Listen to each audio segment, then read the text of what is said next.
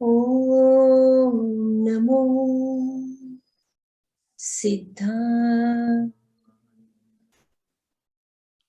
ओम नमो आयर्याय। ओम नमो वज्रायणम्। नमो लोये सर्वसाहुणम्। एषो पञ्चनमोकारो सर्वपावपणासनो। मङ्गलाणं च सर्वेसिं परमं हवै मङ्गलम्। परमं हवै मङ्गलम्। ॐ श्रीमद्गीर्वाणचक्र स्फुटमुकुटतटी दिव्यमाणिक्यमाला ज्योतिर्ज्वाला कराल स्फुरितमुकुरिका पृष्ठपादारविन्दे व्याघ्रोरुल्कासहस्र ज्वलदनलशिखा लोलपाशाङ्कुशाढ्ये। ॐ क्रीं ह्रीं मन्त्ररूपे क्षपितकलिमले रक्ष मां देवि पद्मे। रक्ष मां देवि पद्मे। रक्ष मां देवि पद्मे। एक हिंदी प्रार्थना प्रस्तुत करेंगे साध्वी श्री सुमेधा जी। 20 वर्ष से दीक्षित हैं और पिछले 20 वर्षों से लगातार कच्छ में सुंदर काम कर रहे हैं। एक सुंदर हिंदी प्रार्थना प्रस्तुत करेंगे साध्वी श्री सुमेधा जी। जय जिनेन्द्र। प्रभु पार्श्व तेरा जिसे ध्यान होगा, जगत में भला क्यों वो हैरान होगा। प्रभु पार्श्व तेरा जिसे ध्यान होगा, जगत में भला क्यों वो हैरान होगा। क्षमा सत्य करुणा सद्गुणों से ऊंचा, क्षमा सत्य करुणा सद्गुणों से ऊंचा उठेगा वह इतना कि हिमवान होगा। प्रभु पार्श्व तेरा जिसे ध्यान होगा, न झूमेगी सिर पर कभी दुख घटाए, न झूमेगी सिर पर कभी दुख घटाए। सभी भारती मंगल व कल्याण होगा। प्रभु पार्श्व तेरा जिसे ध्यान होगा, झुकेंगे स्वयं देव चरणों में आके, झुकेंगे स्वयं देव चरणों में आके। चरण रज का चंदन सा सम्मान होगा। प्रभु पार्श्व तेरा जिसे ध्यान होगा, जगत में भला क्यों वो हैरान होगा। बनाते हैं पारस ही लोहे को सोना, बनाते हैं पारस ही लोहे को सोना। बने जो न सोना बना दान होगा। प्रभु पार्श्व तेरा जिसे ध्यान होगा, अंधेरा भी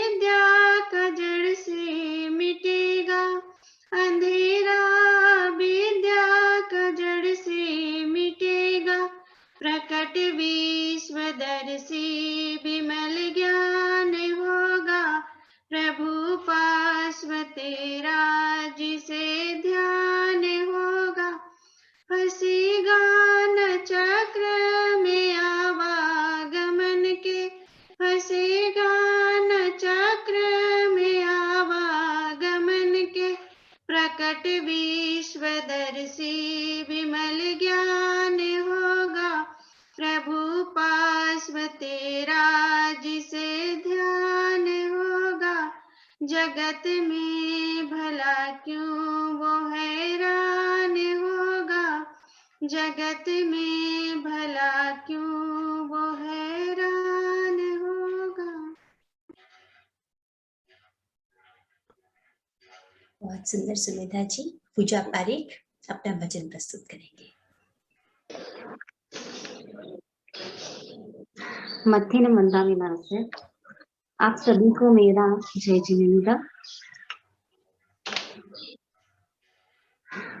प्यार ऐसा दिया तूने, भुलाया जा नहीं सकता, तेरे एहसान का बदला चुकाया जा नहीं सकता। मेरी हर सांस पर गुरुवर फकत अधिकार तेरा है, मिला जो भी मिला तुझसे, मेरा क्या था क्या मेरा है, तुझे दुनिया की दौलत से रिझाया जा नहीं सकता। प्यार ऐसा दिया तूने, भुलाया जा नहीं सकता, तेरे एहसान का बदला चुकाया जा नहीं सकता। बड़ी ऊंची तेरी रहमत, बड़ी छोटी जुबान मेरी, तुझे दाता समझ पाऊं, ये हस्ती है कहाँ मेरी, तेरी रहमत को शब्दों से सुनाया जा नहीं सकता। प्यार ऐसा दिया तूने, भुलाया जा नहीं सकता, तेरे एहसान का बदला चुकाया जा नहीं सकता, तेरे एहसान का बदला चुकाया जा नहीं सकता, चुकाया जा नहीं सकता, चुकाया जा नहीं सकता। बहुत सुंदर।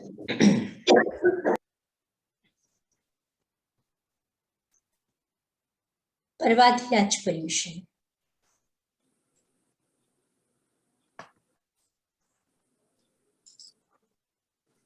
आज चतुर्थ दिवस है। पिछले 3 दिनों से हम अंतर संवाद करने की कोशिश कर रहे हैं। सबसे संवाद होता है, लेकिन स्वयं से संवाद नहीं होता। स्वयं से संवाद का अनूठा अवसर है पर्वाधिराज पर्यूषण।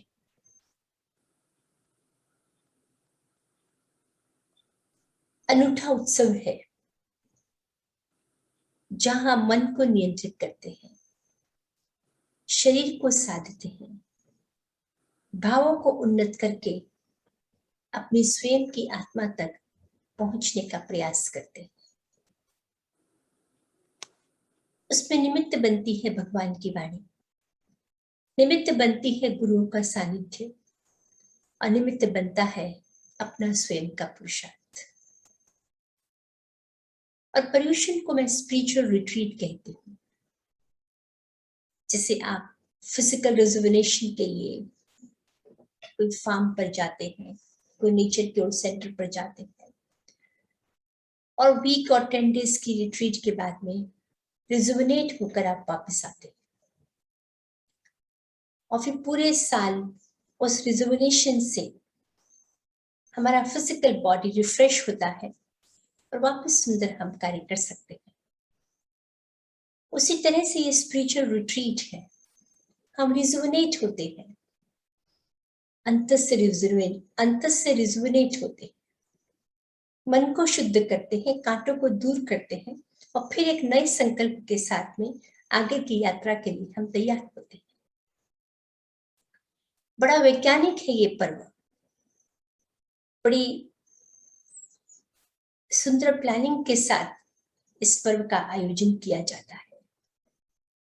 जैसे मैंने कल कहा था कि कुछ रिचुअल्स के लिए, कुछ बंदी बनाई रिलीजियस प्रैक्टिसेस के पालन के लिए नहीं है पर्यूषण, वो तो बाहर की व्यवस्था है, वो हमें करनी है।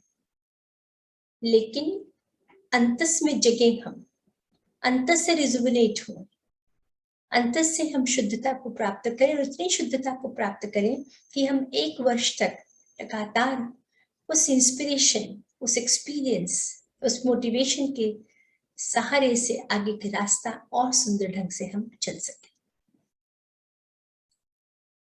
उन महापुरुषों की कथाएं सुनते हैं जो इस मार्ग पर चले हैं, इस मार्ग पर चलकर जिन्होंने सिद्धि प्राप्त की है, उनका जैसा उतार चढ़ाव था, उस कठिनाइयों को उन्होंने कैसे पार किया, उसको सुनते हैं, उनसे इंस्पिरेशन लेते हैं, और जहां थकते हैं वापस उस इंस्पिरेशन से, इस मोटिवेशन से आगे हम चलने का प्रयास करते हैं। 2500 वर्ष पूर्व का समय है, भगवान पधारे हैं राजगृह में, नग्न है फकीर, निराली है चाल, करुणा, प्रेम और वात्सल्य जैसे छलक छलक जा रहा है, देख के ही कोई मोहित हो जाए।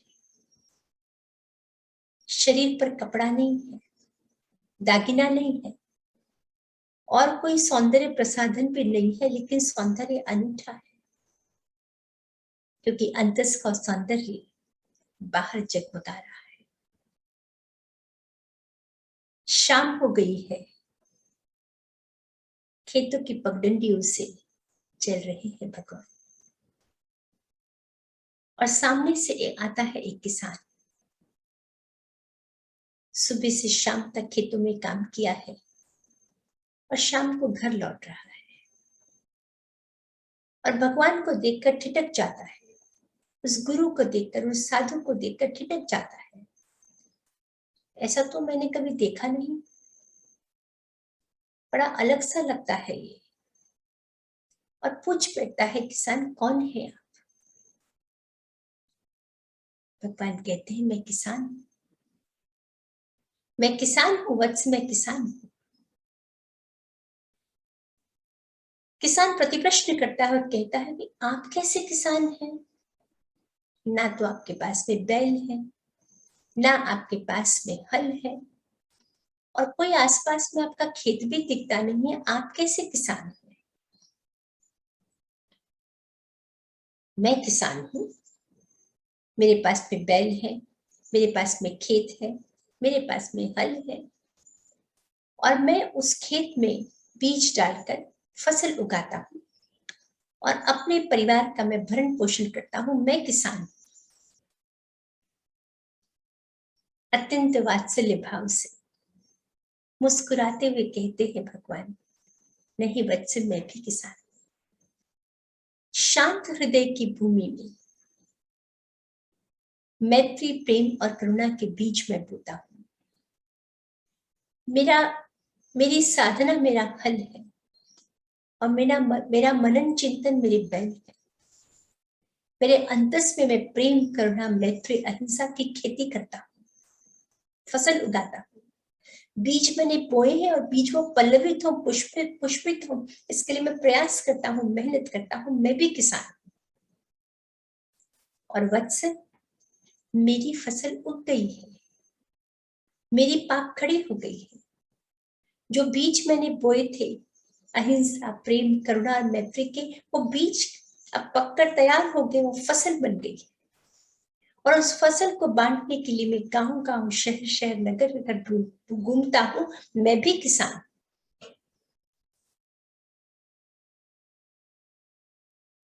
भगवान 30 वर्ष तक उस प्रेम, करुणा, मैत्री, अहिंसा की जो उनकी फसल है, उनके पास जो संपत्ति है, उनकी जो धाती है, उसको बांटने के लिए घूमे। भाई और बहनों, घर के 4 लोगों के साथ मित्रता बनानी मुश्किल है। आज हम बात करेंगे संबंधों की मधुरता पर। एक समाज में काम करते हैं हम, और उस समाज में एक दूसरे के साथ कम्युनिकेशन बिठाना मुश्किल है, चैलेंजिंग है। किसी का कोई व्यू पॉइंट है, किसी का कोई व्यू पॉइंट है। अपने ही घर के 4 सदस्यों के साथ में हार्मोनियस कम्युनिकेशन बनाना चैलेंजिंग है। एक ही समाज में काम करते हुए भी कभी कभी कम्युनिकेशन चैलेंजिंग हो जाता है। लेकिन भगवान जहां गए सबको मित्र बनाते चले गए, सबको अपना बनाते चले गए। 36,000 साधुओं को दीक्षा दी और 14,000 साधुओं को दीक्षित किया, और लाखों की संख्या में श्रावक बने और श्राविकाएं बने, और कितनी ही बड़ी संख्या में उनके फॉलोअर्स बने। मनुष्य पशु भी झूम जाते थे और वनस्पति भी आंदोलित हो जाती थी। ऐसा करामाती, चुंबकीय, अनूठा व्यक्तित्व था भगवान का। प्रश्न है कि ऐसा क्या था महावीर के पास में, ऐसा क्या था भगवान के पास में जो हमारे पास में नहीं है? हम क्यों नहीं मित्र बना पाते? हम क्यों नहीं सबको अपना बना पाते हैं? मनस्वित कहते हैं कि भगवान के अंतस में पड़ा मैत्री, करुणा और प्रेम के बीज को 100% मैनिफेस्ट किया भगवान ने। जो संभावना हमारे पास में, वो संभावना भगवान के पास में, या यूं कहो कि जो संभावना भगवान के पास में, वो संभावना हमारे पास में भी। लेकिन हमारी संभावना रह जाती है, और भगवान ने उस संभावना को 100% मैनिफेस्ट करा, बड़ा किया, उसको संवर्धित किया, और एक अहिंसा, प्रेम, करुणा के फाउंटेन बनकर समाज के समक्ष खड़े हो गए। व्यक्ति का जो जीवन का जोड़ होता है, जो निचोड़ होता है, वो अंत में प्रकट होता है। जैसे गांधी जी पूरी जिंदगी राम राम राम कहते रहे, इतना बड़ा आजादी का आंदोलन किया, लेकिन अंतस में बैठे थे राम। इसलिए जब गोली दाग दी गई, कुछ और ना निकला, मुंह से निकला राम, क्योंकि राम का ही चिंतन था, राम ही अंदर में बैठे हुए थे। महावीर का निर्वाण हो रहा है, लाखों हजार लोग इकट्ठे हो रहे हैं पावापुरी में, कि अब ये प्रकाश दीप बुझ जाएगा। 30 वर्ष तक बोले हैं, लेकिन अब भी और सुनना चाहते हैं, और भगवान के चरणों में निवेदन कर रहे हैं कि बस भगवान अंतिम वाणी, अंतिम ऐसा कोई शब्द दे दीजिए जो हमारे जीवन की धाती बन जाए, संपत्ति बन जाए। आपको सुनकर आश्चर्य होगा, वो जो अंतिम शब्द है भगवान के, उसको संकलित किया गया है उत्तराध्ययन में। अंतिम वाणी है भगवान की उत्तराध्ययन, जिसको कहते हैं उत्तर ही है उत्तर, जिसमें उसको उत्तराध्ययन कहते हैं। उस अंतिम देशना में जब भगवान को पूछा कि ऐसा कोई संदेश जो हम हमारा जीवन की संपत्ति बन जाए, ऐसी कोई बात कह दीजिए। भगवान ने नहीं कहा कि ध्यान करना, भगवान ने नहीं कहा प्रतिक्रमण करना, भगवान ने नहीं कहा सेवा पूजा करना, भगवान ने नहीं कहा बड़े बड़े शास्त्रों का स्वाध्याय करना। अंगुली पर लिखी जा सके इतना छोटी सी बात, इतना छोटा सा लेकिन पावरफुल संदेश, उनके जीवन का जो निचोड़ था इस संदेश में, महावीर ने कह दिया मैत्तिम भुवेसु कप्पै। नहीं कहा दिगंबर बनना, नहीं कहा श्वेतांबर बनना, कुछ नहीं, बस एक 3 शब्दों का संदेश, मैत्तिम भुवेसु कप्पै वैरम मज्जम न कीड़ै। आप सोच सकते हैं कि ये अंतिम संदेश है, अंतिम बात भगवान की, और यही वो कहना चाह रहे हैं, मैत्तिम, सबसे मित्रता करना। कुछ और ना कर सके तुम कोई बात नहीं, लेकिन सबसे मित्रता करना। और सबसे जब वो शब्द प्रयोग किया, उसमें वनस्पति भी है, पशु भी है, मनुष्य भी है, पूरी प्रकृति है, पूरा विश्व है। एक छोटा सा संदेश, बस उसी को अगर हम आत्मसात कर लें तो शायद कुछ और करने की जरूरत भी न रहे। जो आ जाए उसको मित्र बना ले। मैत्तिम भुवेसु कप्पै, और साथ में कह दिया वैरम मज्जम न कीड़ै, किसी के साथ तेरा वैर ना। कुछ और कर सके कि ना कर सके, ये मित्रता का जो संदेश है वही आत्मसात हो जाए तो जीवन धन्य हो जाए। जब आंख बंद करें तो देख ले कि सबके साथ में मित्रता है, कि कोई वैर का कांटा है अंतस में, और जो वैर का कांटा है उसको निकालने का प्रयत्न साधना है, और वही पर्युषण परवादिराज का उद्देश्य है। ये 21वीं शताब्दी है, बहुत कुछ हासिल किया है हमने। जब यूएस में डेवलपमेंट शुरू हुआ तो पूरी दुनिया को बड़ी उम्मीद थी कि अब मनुष्य जाति के सारे प्रश्नों का समाधान हो जाएगा। इतना विकास, इतना विकास। मैं तो देखती हूँ ना अमेरिका, तो मुझे आश्चर्य हो जाता है, ये फेसबुक क्यों खोजी गई। आप न्यूयॉर्क में हैं, आपके बच्चे ह्यूस्टन में हैं, आप ह्यूस्टन में हैं, आपके बच्चे कैलिफोर्निया में हैं, किसी के बच्चे टोरंटो में हैं, किसी के बच्चे ऑस्टिन में हैं, किसी के बच्चे शिकागो में। बच्चों के साथ में कम्युनिकेशन हो सके, बिजनेस सुंदर ढंग से चल सके, इफेक्टिव चल सके, इसलिए नई से नई चीजें रोज खोजी जा रही। व्हाट्सएप खोज लिया, इंस्टाग्राम खोज लिया, मतलब जहां तकलीफ हुई वहां नई शोध खड़ी हो गई। इतना हमने हासिल किया, और मुझे लगता था कि, और सबको ही लगता था कि अमेरिका में विकास हुआ है, अब कोई प्रॉब्लम नहीं रहेगा, मनुष्य जाति सुखी और संपन्न हो जाएगी, सारे प्रश्न हमारे सॉल्व हो जाएंगे। लेकिन जहां 8 वर्ष का बच्चा गन उठा लेता है और 11 वर्ष की बच्ची प्रेग्नेंट हो जाती है, तो मनुष्य जाति के सामने फिर बड़ा प्रश्न खड़ा हो गया, क्या बाहर के विकास से सारे समाधान हो जाएंगे? हमने आत्मा को मानने से इनकार कर दिया, परमात्मा को डिथ्रोन कर दिया कि किसने देखा। कोई लेबोरेटरी में जब तक कोई चीज प्रूफ नहीं होती है तो हम कैसे मान लें उसको। ठीक, किसी अत्यंत सत्ता की उपस्थिति का विश्वास करना बंद कर दिया। Everything became very मेटलिस्टिक, eat drink और बी मेरी। किसने देखी आत्मा, किसने देखी परमात्मा, और किसने देखा मोक्ष? ये कर्म सिद्धांत सब फेक है। लेकिन जब कोई बड़ा उद्देश्य सामने नहीं होता है तो जब बड़ा उद्देश्य सामने नहीं होता है तो व्यक्ति छोटी छोटी गलियों में फंस जाता है। हम मनुष्य से देवत्व को प्राप्त कर सकते हैं, मनुष्य से पशु भी बन सकते हैं।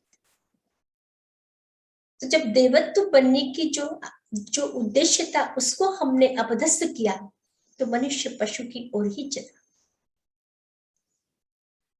तो 21वीं शताब्दी में बहुत कुछ हासिल किया, लेकिन हमारे रिलेशन, हमारे संबंध शायद उतने मीठे ना रह सके जितनी हमने अपेक्षा की थी। पहले आप लोग सब, कोई राजस्थान से आया है, कोई गुजरात से आया है, कोई उत्तर प्रदेश से आया है, अलग अलग गांवों से हम लोग पहुंचे हैं यूएस में। कोई 50 साल पहले पहुंचा है, किसी के ग्रैंड पेरेंट्स पहुंचे हैं, किसी के फादर पहुंचे। अभी 2 मिनट पहले, 10 मिनट पहले नाहर जी कह रहे थे कि बड़े फाइनेंशियल चैलेंजेस में पहुंचे हैं सब लोग और बड़ी मेहनत करके पूरा ये साम्राज्य खड़े किए, एक एक डॉलर बचाकर मंदिरों के निर्माण किए हैं। बड़ा अभिनंदन है आप सबका। लेकिन आप जिन जिन बैकग्राउंड से, जिन गांवों से हम लोग आए हैं, कितने मकान, कितने रूम रहा करते थे घर में? 1 कमरे या 2 कमरों के मकान में 16-20 लोग रह जाते थे, वो भी प्रेम से रहते थे। क्या कॉन्सेप्ट था? Separate washroom, separate TV, separate computer, कहाँ ऐसा कॉन्सेप्ट था? सभी लोग साथ में रहते थे, सभी साथ में खाते थे, सभी साथ में पीते थे। 1 कमरे के मकान में 16 लोग रह जाते थे, वो भी रह जाते थे प्रेम से। और आज 16 कमरों के मकान में 2 लोग रहते हैं, शायद वो भी बोलते नहीं है आपस में। हमने विकास किया है कि हम थोड़े नीचे आ गए। गांव में कुछ होता था किसी परिवार में तो पूरा गांव उसके लिए चिंतित हो जाता। और आज इतने इतने बड़े मेंशन्स है, एक घर में क्या होता है दूसरे घर को पता भी नहीं है। हमने विकास किया है कि कहीं और हम पहुंच गए। एक बाजू के मकान में, एक साथ में मकान में कुछ हो गया है तो दूसरे साथ वाले मकान के लोगों को पता भी नहीं है कि वहां पर क्या हो गया। हमने बहुत कुछ हासिल कर लिया है, लेकिन संबंध शायद हमारे वीक हो गए हैं, ढीले हो गए। जैनों में एक साधना है, एक जिनकल्पी साधना है, एक स्थविरकल्पी साधना है। जिनकल्पी जो साधना है उसमें जो मुनि है वो अकेला रहता है, नग्न मुनि होता है, जंगल में जाता है, साधना करता है और आंख में कांटा भी लग जाए तो उसको भी वो निकालता नहीं है। ऐसी उग्र साधना करता है जिनकल्पी मुनि। लेकिन स्थविरकल्पी जो मुनि है वो साथ में रहते हैं, बहुत सारे साधु साथ में रहते हैं, खाना साथ, गुजरी साथ में, बैठना उठना, स्वाध्याय, धार्मिक क्रियाएं भी साथ में। तो पूछा भगवान से कि स्थविरकल्पी साधना मुश्किल है या जिनकल्पी साधना मुश्किल? आपसे मैं पूछूंगी तो अपरेंटली आप कहेंगे कि जिनकल्पी मुश्किल है, लेकिन भगवान ने कहा स्थविरकल्पी साधना मुश्किल है, क्योंकि साथ में रहना चैलेंजिंग है।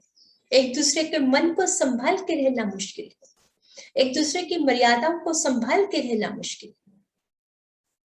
अकेला तो कष्ट उसको जो है वो सहन करके रास्ता निकाल लेगा, लेकिन हजारों हजारों शिष्य साथ में है, किसी का कोई स्वभाव है, किसी का कोई स्वभाव है, किसी का कैसा आचरण है, किसी का कैसा आचरण है, सबको साथ में मिलकर रहना बड़ा चैलेंजिंग है। तो स्थविरकल्पी साधना मुश्किल है, जिनकल्पी साधना उग्र लगती है, लेकिन साथ में रहना एक चैलेंज है।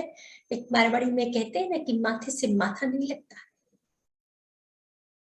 एक मशीन के पार्ट को भी जुड़ने के लिए ये स्पेस करना पड़ता है तब जुड़ती है। तो हम अकेले रहते रहते अपने ही विकास में, जैसे कहते हैं आई वी का कल्चर छूटकर आई का कल्चर हो गया है, आई कॉन्सेंट्रेटेड हमारा एटीट्यूड हो गया है। कबीर के पास में एक युवक आता है। कुछ ऐसे संत हुए हैं हमारे देश में जिन्होंने पढ़ाई नहीं की है, अध्ययन नहीं किया है, लेकिन जीवन का अनुभव जबरदस्त है उनके पास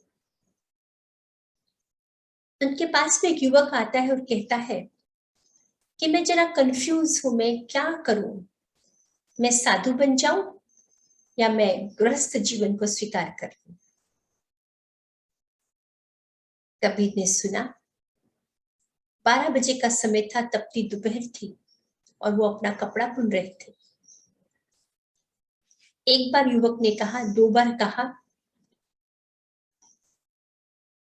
तो कबीर ने आवाज लगाई अपनी पत्नी को और कहा, जरा दीपक लेके आना। तो युवक को लगा कि मैं तो कबीर को बुद्धिमान मानता था और ये क्या 12 बजे की दोपहर में दीपक बुला लिया है। तो लेकिन वो पत्नी बिना किसी प्रश्न के, बिना किसी प्रतितर्क के धीरे धीरे चलकर दीपक लेके आई।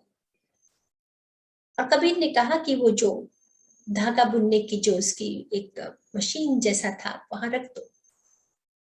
रखती है और चली जाती है। तो युवक और कंफ्यूज होता है कि आप क्या कर रहे हैं, मेरे प्रश्न का जवाब दीजिए कि मैं साधु बनूं या गृहस्थ बनूं। तो कबीर कहते हैं, आओ मेरे साथ में। और सामने एक छोटी सी पहाड़ी है, स्टीप है लेकिन, उस पहाड़ी के ऊपर में एक साधु बाबा रहते हैं और उसको कहते हैं कि मुझे आप आवाज लगा दें कि नीचे आइए, मुझे प्रश्न पूछना है आपसे। वो नीचे आते हैं और नीचे आते हैं तो कबीर कहते हैं, मैं भूल गया क्या प्रश्न था। वो बूढ़े बाबा ऊपर से नीचे आते हैं और कबीर कहता है, मुझे याद नहीं है प्रश्न। तो ऊपर जाते हैं, कोई बात नहीं। फिर दोबारा ऊपर पहुंचते हैं, फिर वापस कबीर नीचे से प्रश्न करते हैं कि मुझे आपसे प्रश्न पूछना है, आप नीचे आइए। फिर वो आते हैं और तीसरी बार भी ऐसा ही होता है। तो यूं कहते हैं, आपको मेरे प्रश्न का जवाब नहीं देना है तो मत दीजिए, उस बेचारे बूढ़े बाबा को क्यों तकलीफ देते। तो कबीर कहते हैं, मैंने तो जवाब दे दिया। उसने कहा, क्या जवाब दे दिया आपने? कि अगर तुम्हारी और तुम्हारी पत्नी में इतनी जबरदस्त अंडरस्टैंडिंग हो कि 12 बजे की दोपहर में भी मैंने कहा दीपक ले आओ तो वो ले आती है, और जब वो मुझे कहती है तो मैं उतनी ही समग्रता से स्वीकार करता हूं। अगर तुम दोनों में इतनी जबरदस्त अंडरस्टैंडिंग है तो विवाह कर लेना, ग्रस्त बन जाना। तो हमारे संबंध मधुर होने चाहिए, मीठे होने चाहिए, एक दूसरे पर जबरदस्त विश्वास और प्रेम होना चाहिए, तो तुम ग्रस्त बन जाना। और इतनी अगर पेशेंस हो कि सामने वाला एक्शन कुछ भी हो लेकिन रिएक्शन तुम्हारा प्रेम फिक्स हो, तो तुम साधु बन जाना। संबंधों को मीठा करना पड़ता है, संबंधों को मीठा करने के लिए प्रयास करना पड़ता है, संबंधों को मीठा करने के लिए समय देना पड़ता है, पुरुषार्थ करना पड़ता है। बड़े सुंदर ढंग से भगवान ने कहा कि जिनके जो तुम्हारे जैसे हैं उनके साथ में प्रयत्न पूर्वक मित्रता करना। सभी के साथ में ईगो नहीं चला करती है। जो तुम्हारे जैसे है, जो तुम्हारे जैसे है उनके साथ में मित्रता कर लेना। लेकिन शिष्य कहता है, मैं मित्रता कैसे करूं, मेरे अंदर से तो घृणा आती है, पुरानी बातें मेरे अंदर में खड़ी हो जाती, नफरत होती है, मुझे मैं कैसे मित्रता करूं। छोटी छोटी बातें जो पास्ट में हुई है वो आके मुझे परेशान करती है, मैं कैसे मित्रता करूं। तो भगवान कहते हैं कि तेरे अंतस में छुपे मित्रता के केंद्र को तुझे एक्सपैंड करना होगा, पुरुषार्थ करके उसको बड़ा करना होगा। रोज देना मित्रता का संदेश। भाई और बहनों, ये जीवन ईगो है। हम जो भेजते हैं वो लौट कर आता है, प्रतिध्वनि है। हम मित्रता का संदेश हर दिन भेजेंगे तो मित्रता ही हमारे पास में लौट कर आती है। लेकिन हम इतने बिजी हैं, हम इतने व्यस्त हैं हमारे बाहर के जीवन में कि जो हमारी अंतस कैपेसिटी है, जो ऊर्जा है, जो एक क्षमता है, उसका हम उपयोग ही नहीं कर पाते। हमारे पास में 3 साधन है, काया है, शरीर है, वचन और मन है। 3 साधन है हमारे पास में। तो शरीर से हम कुछ कर सकते हैं, वचन से हम करते हैं, सबसे पावरफुल माध्यम जो है वो मन है, जिसका हम उपयोग नहीं करते। मन सबसे सूक्ष्म और सबसे पावरफुल मेथड है। अब एक्सपेरिमेंट कर लीजिए। किसी के साथ में हमारा रिलेशनशिप ठीक नहीं है, हर दिन आपने मन से संदेश भेजा है, मैं गारंटी कर सकती हूँ कि रिलेशनशिप अच्छा हो जाएगा। प्रोवाइडेड आप समग्रता से वो संदेश भेजेंगे, मेत्ती बुएसु तप्पे, कि मेरी सबसे और तुमसे खास करके मेरी मित्रता है। एक भी चीज जैन दर्शन 6 द्रव्य में मानता है, धर्मास्तिकाय, अधर्मास्तिकाय, आकाशास्तिकाय, पुद्गलास्तिकाय, काल और जीवास्तिकाय। बड़ी फिलॉसफी लंबी है, लेकिन मैं दो ही एक पुद्गलास्तिकाय की बात करती हूँ। पुद्गल एटम, एक भी छोटे से कागज के टुकड़े को मैं बोलूं कि आप डिस्ट्रॉय कर दीजिए, तो आप डिस्ट्रॉय कर सकते हैं उसको? नहीं कर सकते हैं, क्योंकि आप जब उसको एक कागज के टुकड़े को अगर हम जलाते हैं तो वो राख बन जाता है, और राख बनने के बाद में वो हवा में, स्पेस में, आकाश में वो उड़ जाता है, मान लीजिए। तो एटम तो खड़ा ही है, पुद्गल तो खड़ा ही है, लेकिन उसका फॉर्म बदल गया है, रूप बदल गया है, खत्म नहीं होता है। जो सत है वो असत नहीं होता, जो असत है वो सत नहीं होता। जो है उसको आप नहीं कर सकते हैं। उस कागज के छोटे से टुकड़े को भी हम 100% डिस्ट्रॉय नहीं कर सकते हैं, किसी न किसी रूप में उसका अस्तित्व कायम रह जाता है। मास्टर कंप्यूटर है, देखिए, तो हमने एक भाव जो किया वो भाव खत्म नहीं होता है, किसी ना किसी रूप में लौट कर वो हमारे पास में आ जाता है। इसलिए सोच कर सोचना। हमको लगता है हमने किसी के लिए अगर खराब सोच लिया तो उसको क्या पता लगेगा? उसको पता लगे कि ना लगे, वो खराब सोचा हुआ लौट कर हमारे पास में ही आने वाला है, क्योंकि हम जो भेजते हैं वो हमारे पास में ही रिटर्न आता है। हजारों एग्जाम्पल, उदाहरण है हमारे पास में इतिहास के। कुछ भी खत्म नहीं होता है। इसे सोचकर सोचना। हम अपने को बड़ा स्मार्ट समझते हैं कि हमारा सोचा हुआ किसको पता लगता है। एक छोटे से आश्रम में बहुत सारे बच्चे थे, और गुरुजी ने उस दिन बड़ी अनूठी परीक्षा, अच्छी नहीं थी परीक्षा, सबको एक छोटा छोटा कबूतर दे दिया और कहा कि इस पर्यूषण के दिन है, उदाहरण अच्छा नहीं है, लेकिन कहा गुरुजी ने कि शाम तक इस कबूतर को समाप्त कर देना है। लेकिन शर्त मेरी ऐसी है कि जब इस कबूतर को आप समाप्त करेंगे तो किसी को देखना नहीं चाहिए, nobody should be present there। तो जो आश्रम के अधिकांश बच्चे थे उन्होंने तो हिंसक प्रवृत्ति से 1 मिनट में उन कबूतरों को समाप्त कर दिया। लेकिन एक शायद बच्चा महावीर का अनुयायी रहा होगा और उसने वो रोने लगा। शाम हो गई और गुरुजी ने बुलाया सबको और कहा कि हो गया होमवर्क? तो सब बच्चों ने कहा इसमें क्या था, ये तो हमने सुबह ही कर लिया। हिंसक होमवर्क था। लेकिन वो छोटा बच्चा रोने लगा और कहने लगा गुरुजी मुझसे नहीं हो सका, क्योंकि जब भी मैंने वो प्रयत्न किया तो मैं भी देखता था और भगवान भी देखते थे। मैं भी देखता था, भगवान भी देखते थे, तो मैं ये गलत काम कैसे कर सकता था? ऐसा एक भी क्षण नहीं था जब मैं ना देखता हूं और भगवान ना देखते। हमारा एक वन एक्शन बिना नोटिस हुए जाता नहीं है। कभी आप बिजनेस करते हैं तो अचानक आपको लगता है कि व्हाट ए वाव लक, इतना बड़ा ऑर्डर मिल गया, इतने अच्छे लोग मिल गए, ऐसे अच्छे लोगों का संपर्क हो गया। वो अचानक नहीं है, वो खेती आपने की है जो लौट कर आपके पास में आ गई। वो अचानक कुछ नहीं है। इस दुनिया में कोइंसिडेंस कुछ नहीं है, अचानक कुछ नहीं है, सब मास्टर प्लान है। मास्टर कंप्यूटर में सब आपके अनुसार, आपके कर्म के अनुसार आपके पास में लौट कर आता है। इसलिए हम कॉन्शियसली, हमको सोचकर सोचना है।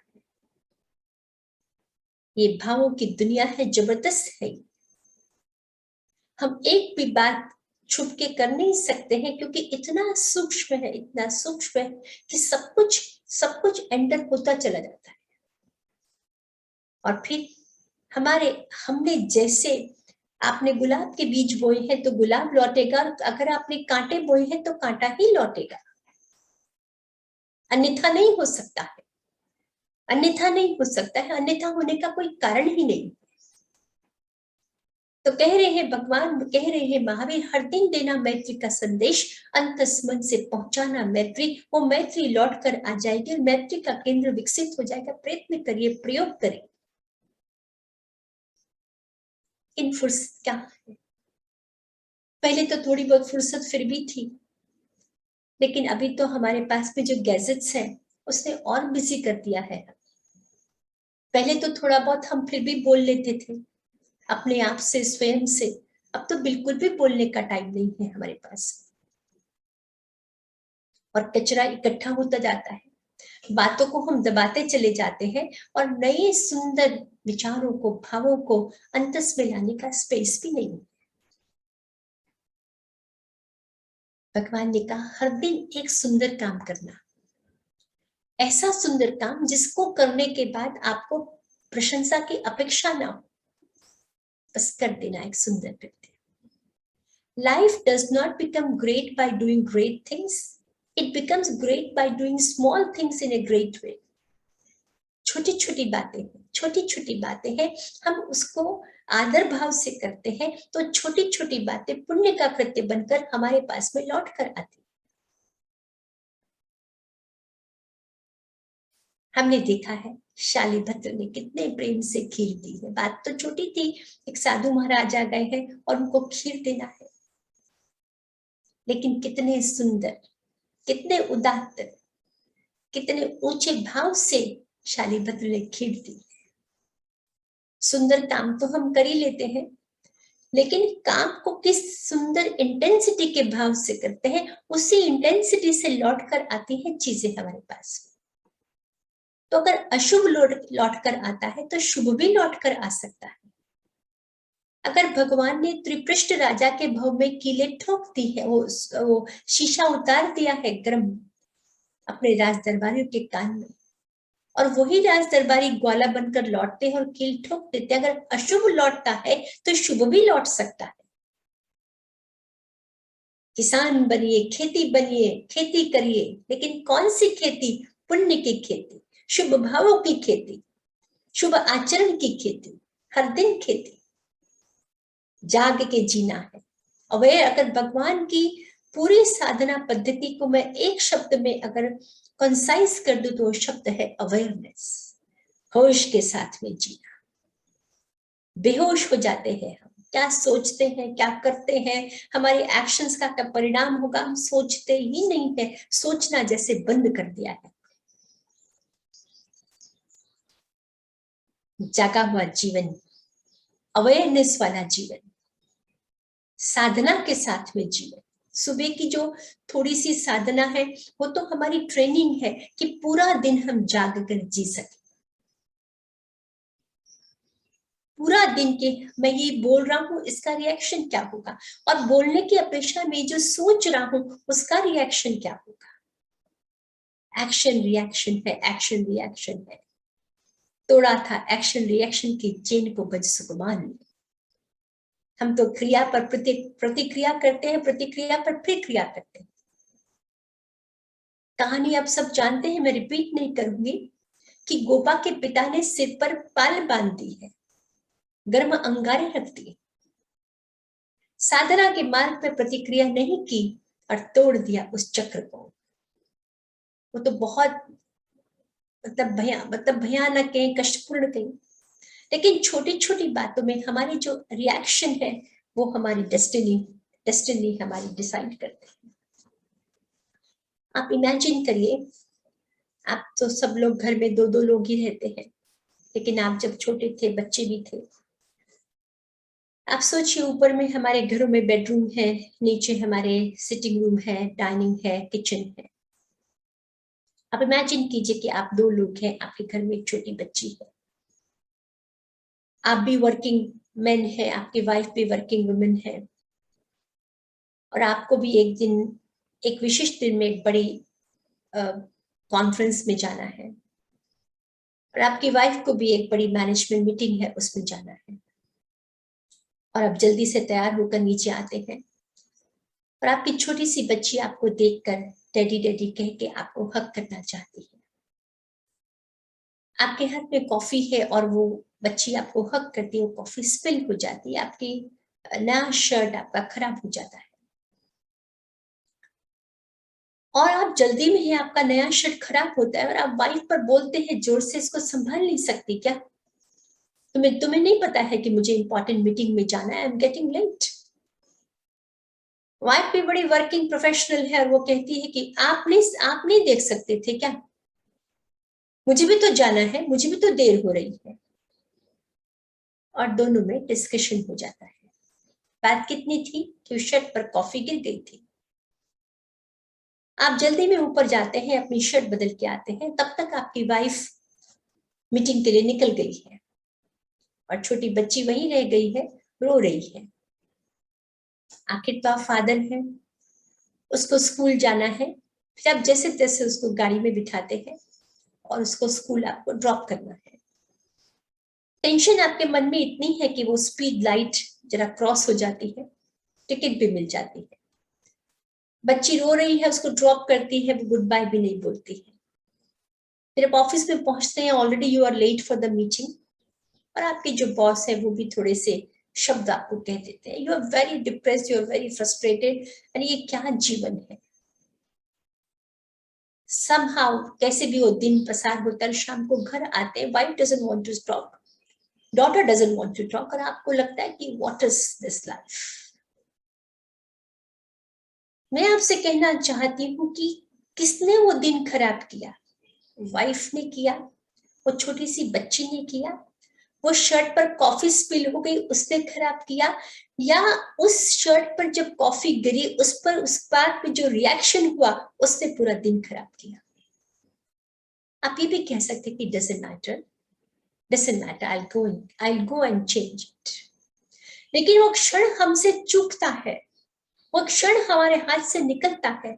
Life is not made by the chances given to you, life is made by the choices we do every day in our lives.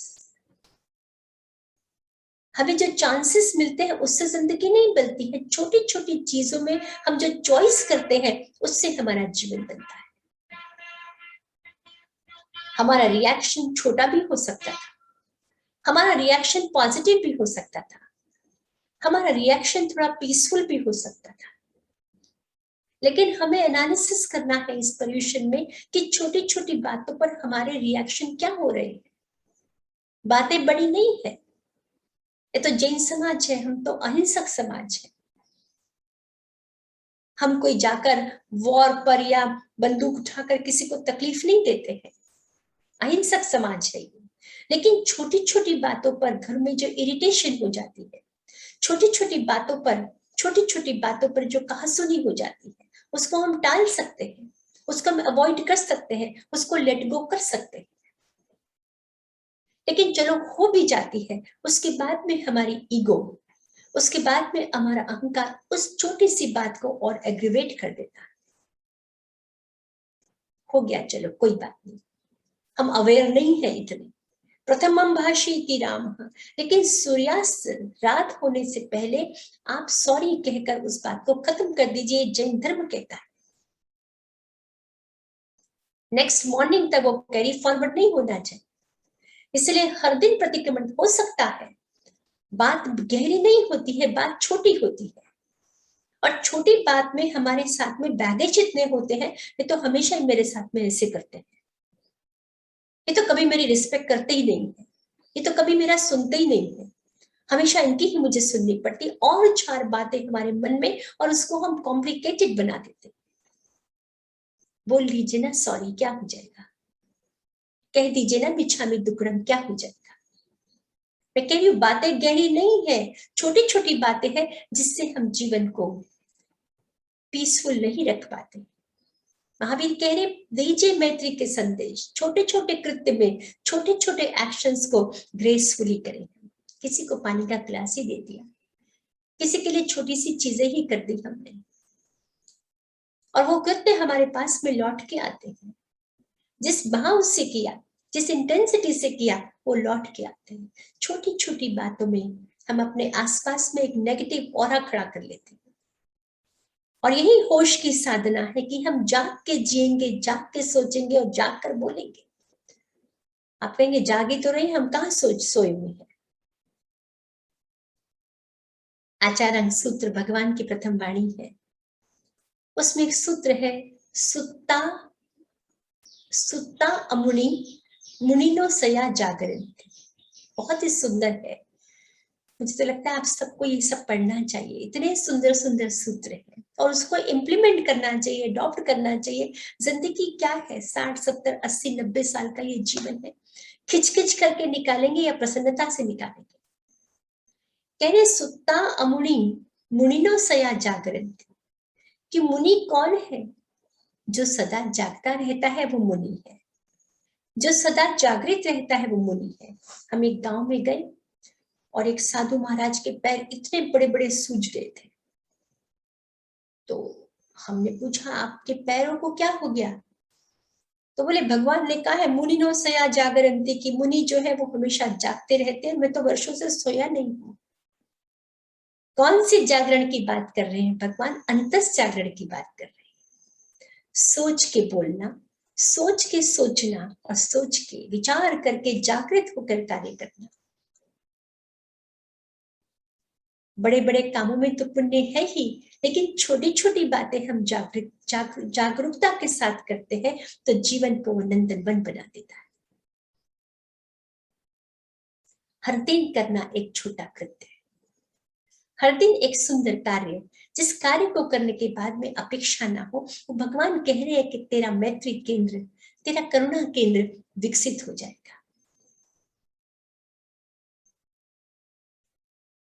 मैत्री के इन केंद्रों को विकसित करने के लिए पुरुषार्थ करना पड़ता है।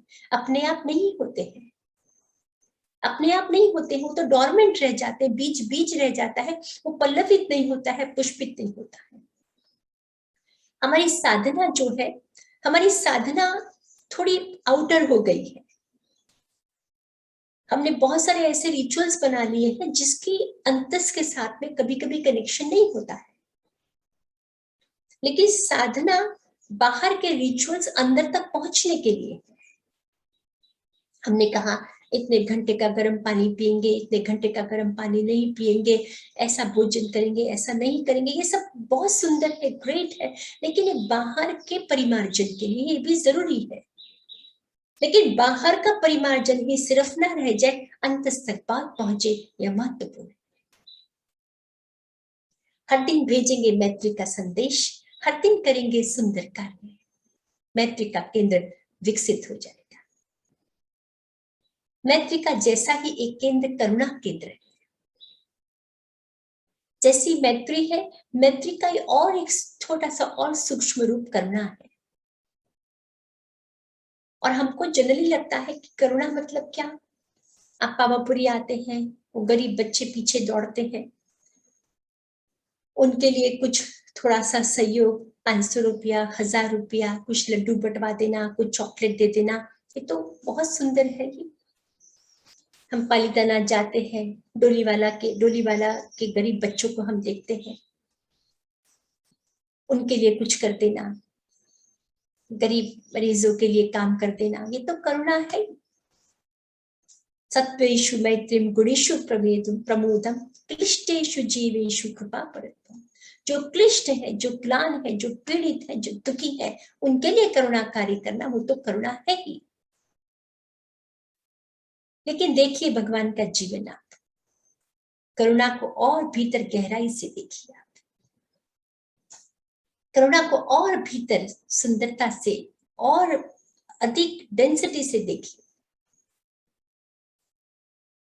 चंड कौशिक है, बार बार डंक मारता है, विषधर सर्प है। और हमने कहानियां सुनी, बोली, गीत गाए कि चंड कौशिक जब भगवान को डंक मारता था तो भगवान के अंदर से दूध निकलता था। सिंबॉलिक है, ये दूध निकलता था कि भगवान के अंतस से अनंत करुणा निकलती थी उस विषधर सर्प की। कि इतना वो विषधर सर्प है, इतना वो विष पॉइजनस है, फिर भी भगवान उसके लिए करुणा कर सके, ये भगवान की अचीवमेंट। तो दुखी ग्लान पीड़ित के लिए करुणा तो है ही, वो तो है ही करुणा, लेकिन एक क्रोधी है, एक दुराचारी है, एक आपके लिए गलत कर रहा है, फिर भी उसके लिए करुणा, मित्रता और प्रेम का भाव, उसको भगवान ने उसके लिए करुणा भाव, उसको करुणा कहा है।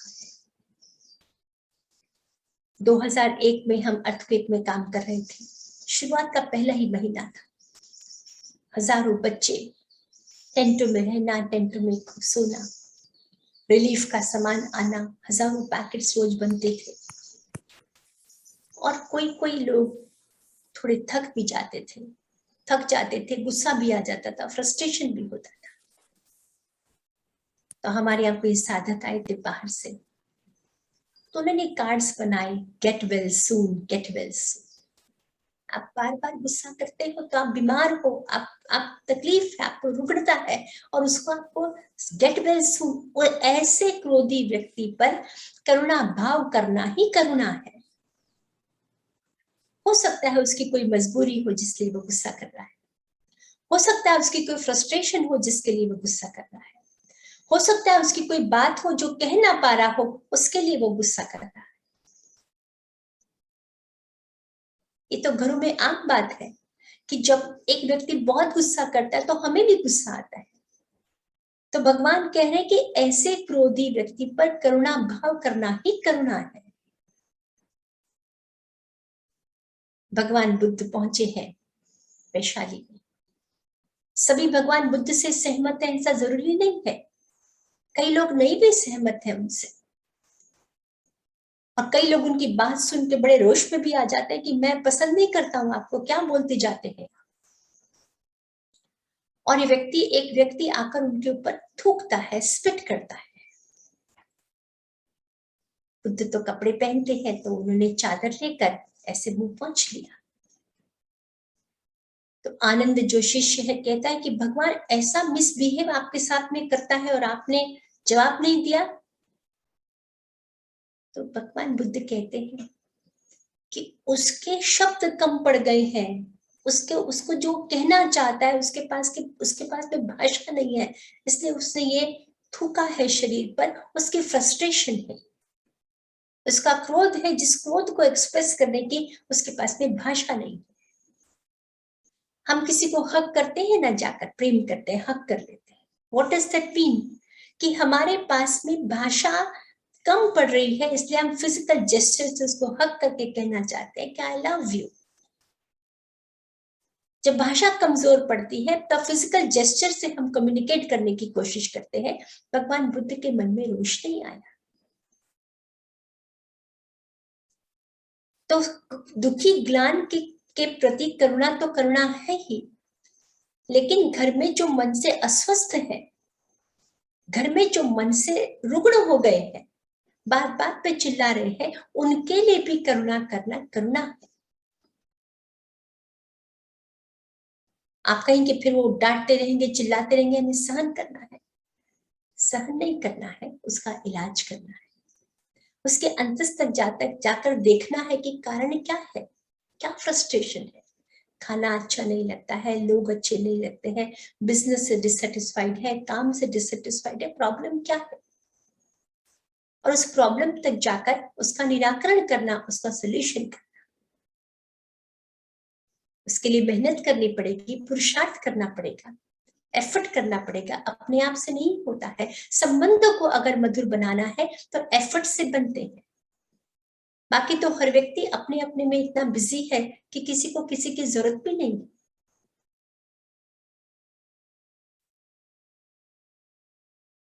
गुणेशु प्रमोद, फिर भगवान कह रहे हैं कि ऐसे भी लोग हैं जो आपसे गुणवान है, आपसे बेटर है, आपसे अच्छे हैं, उनका विकास आपसे अच्छा है, पर्सनालिटी आपसे अच्छी है, बोल सकते हैं और बहुत सारी चीजें कर सकते हैं। नॉर्मली जब ऐसा होता है कि हमसे कोई बेटर होता है तो जो हमसे कमजोर है उसकी तो हम प्रशंसा कर पाते हैं, लेकिन जो हमसे बेटर है उसके लिए कहना बड़ा मुश्किल है, बड़ा चैलेंजिंग है। जैसे ही हम किसी के लिए कहना शुरू करते हैं तो हमें लगता है हम छोटे हो गए हैं। गुणेशु प्रमोदम, गुणेशु प्रमोदम, जो आपसे गुणवान है, जो आपसे ज्यादा आगे निकल गए हैं, उनकी अनुमोदना ये धर्म का हिस्सा है। आसान नहीं, भगवान का समोषण लगा है। और एक बात आती है कि भगवान के इस समोषण में सर्वश्रेष्ठ साधक कौन है? तो सबको लग रहा था गौतम का नाम आएगा। गौतम तो इतने भगवान से क्लोज है, उनके पट्टे शिष्य हैं, पहले गणधर है, समर्पण में उनका कोई सानी नहीं है। तो लेकिन गौतम का नाम नहीं आया, दूसरे किसी साधक का नाम आया। और वो भगवान ने कहा कि ये सर्वश्रेष्ठ दूसरे साधक है, क्योंकि बेले बेले मतलब 2-2 दिन में आयम्बिल का तप करते हैं, और जब पारणा करते हैं तो इतना सूखा भोजन है, इतना रूखा भोजन है कि मक्खी भी नहीं बैठती है। मक्खी तो सुंदर भोजन पर आती है ना, ऐसा विष्टा मतलब ऐसा वो भोजन है कि मक्खी भी नहीं आती, इतना रूखा है। और उस रूखे सूखे भोजन को, उस स्वादहीन भोजन को इतने तटस्थ भाव से, इतने सुंदर भाव से खाते हैं, उनका जो अंतस मन है वो बहुत जागृत है, वो साधक है। गौतम के मन में रोष न आया, गौतम खड़े होकर नाचने लगे। गौतम ने कहा अनुमोदना अनुमोदना अनुमोदना, ये अचीवमेंट है, ये आसान नहीं है। जितना कह रही हूं मैं आसान, उतना आसान नहीं है। हमारे यहाँ सम्यक दर्शन जैनों का एक बड़ा पावरफुल शब्द है, सम्यक दर्शन। जब आत्मा की अनुभूति, जब आत्मा पे श्रद्धा, उसको सम्यक दर्शन कहते हैं। मैं कल बात करूंगी सम्यक दर्शन की। सम, संवेग, निर्वेद, अनुकंपा, आस्तिक्य उसके लक्षण है। सम्यक दर्शन क्या है मैं उसकी बात कल करूंगी, लेकिन उसका एक लक्षण है, वो लक्षण अनुकंपा है। धार्मिक होने का पहला लक्षण उन्होंने कहा कि समान कंप है जहां वह अनुकंपा, मतलब किसी के दुख से दुखी वो तो है ही, लेकिन किसी के सुख से सुखी होना ये धार्मिकता का, धर्म का लक्षण है, धार्मिकता का लक्षण है। किसके सुख से सुखी हो जाना आसान नहीं है। किसी के दुख से दुखी तो हो सकते हैं हम, लेकिन किसी के सुख से सुखी होना बहुत चैलेंजिंग है। तो मैत्री भाव को विकसित करना, करुणा भाव को विकसित करना, गुणेशु प्रमोदम और प्रमोद भाव को विकसित करना, प्रयत्न से विकसित करना। कोई अच्छा गाता है तो कह देना अच्छा गाता है, लेकिन प्रशंसा नहीं कर पाते, बोल नहीं पाते हैं अच्छा। निंदा के 1000 अवसर होंगे तो निंदा कर देंगे, लेकिन प्रशंसा के अवसर को हम चूक जाते। तो भगवान कह रहे हैं कि अगर संबंधों को मधुर करना है तो खुले मन से बोलो, जो अच्छा लगा उसको बोलो। वो गैप, वो दूरी, वो सिमट जाएगी, वो कम हो जाएगी। हजार चीजें हैं दिन, पूरे दिन में अपने फ्रस्ट्रेशन को, नेगेटिविटी को एक्सप्रेस करने की, निंदा को एक्सप्रेस करने की। भगवान कह रहे हैं टाल दो उन अवसरों को, बोलो मत। लेकिन अगर प्रशंसा का एक भी अवसर आ जाता है, उस प्रशंसा को, उस अवसर को चूकना मत, कह देना। लेकिन कुछ नेगेटिव है तो कहने के लिए हमको तुरंत हमको कहना है, और कुछ पॉजिटिव है तो उसको ठीक है, tomorrow will talk about that. क्योंकि जब हम किसी की प्रशंसा करते हैं तो साइकोलॉजिकली हमें लगता है हम छोटे हो गए। हिम्मत करके प्रयत्न पूर्वक, मैं कह रही वो दूरियां कम हो जाएंगी। बोलने से दूरियां कम हो जाती हैं, बोलते ही कहाँ है हम। तो प्रयत्न पूर्वक उन दूरियों को हमें कम करना है। बहुत सुंदर ये विषय है। फिर भगवान ने कहा है माध्यस्थ भावम विपरीत वृत्तम, और मैं कहती हूँ प्रमोद भाव को भी विकसित करना। इन 2 भावों के विषय में मैं कल बात करूंगी। आज 7:15 टाइम हो गया है, लेकिन ये सुंदर संबंधों की मधुरता, हम आत्मा की बात तो बाद में करेंगे, परमात्मा की बात तो हमारे भीतर में है, लेकिन जीवन कैसे जीना चाहिए हमारा डे टू डे लाइफ कैसे सुंदर हो, ये सबसे इंपॉर्टेंट है। एक ही घर में रहते हैं, अप्रिशिएट करके एक दूसरे के गुणों को। मैं तो हमेशा कहती हूँ, लोग मुझसे कहते हैं कौन सी माला करें, कौन सी माला करें। कोई पार्षद भगवान की माला करे, कोई गौतम स्वामी की माला करे, कोई पद्मावती माँ का स्तोत्र पढ़ता है। ये तो पढ़ना ही है, सब ग्रेट है, लेकिन अपने घर के सदस्यों की जो गुण है उनको रोज याद करना, ये भी एक माला है। और रहते रहते रहते हम एक दूसरे के गुण देखते ही कहाँ है। एक दूसरे की गलतियां हमें जरूर दिख जाती है, बड़ी बड़ी होके दिखती है, लेकिन एक दूसरे के गुण देखने की हमें फुर्सत नहीं है और दिखता नहीं है, इसलिए कहते भी नहीं है। इससे संबंध मधुर नहीं होते हैं, धीरे धीरे हमारी दूरियां बढ़ जाती है। आइए इस पर्वाधिराज पर्युषण में प्रयत्न करें कि हम अपनी दूरियां मिटाएंगे, हम अपनी दूरियां कम करेंगे और जीवन को मित्रता भाव से, करुणा भाव से, प्रमोद भाव से हम जीवन को सुंदर बनाने का प्रयत्न करेंगे। महावीर हमारे आदर्श है, महावीर हमारे रोल मॉडल है, महावीर हमारे आइडियल है। वो जब वो मीठे हो सकते हैं तो हम भी मीठे हो सकते हैं। वो जब करुणापूर्ण हो सकते हैं तो हम भी करुणापूर्ण हो सकते हैं। इम्पॉसिबल कुछ नहीं, बस छोटे छोटे बेबी स्टेप हम लेंगे और जीवन को हम सुंदर बनाने का प्रयत्न करेंगे। ओम शांति। किसी को कोई प्रश्न है तो ले सकते हैं प्रश्न।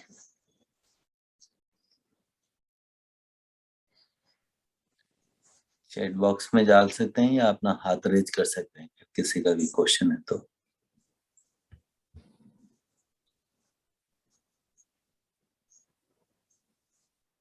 सबको आपके उत्तर मिल गए, किसी का कोई प्रश्न नहीं। बहुत अच्छी बात है, बहुत अच्छी बात है। लेकिन मेरा ये विषय अभी थोड़ा बाकी रह गया है, आज समय थोड़ा है।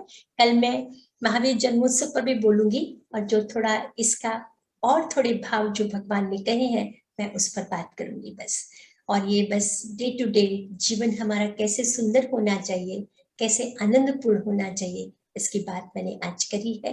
बस ये बात हमारी पहुंचे भगवान की बात और हमारा जीवन अत्यंत सुंदर हो, आनंदपूर्ण हो। ये बड़ी सुंदर कौम है हमारी जैन समाज की, इतना सुंदर ये धर्म है और हमारा जीवन जगमगाता प्रेमपूर्ण आनंदपूर्ण हो, इसके लिए पर्वाधिराज पर्युषण है। हमारी दूरियां कम हो और हम मिठास से जी सके, इस भाव के साथ में मंगल पाठ।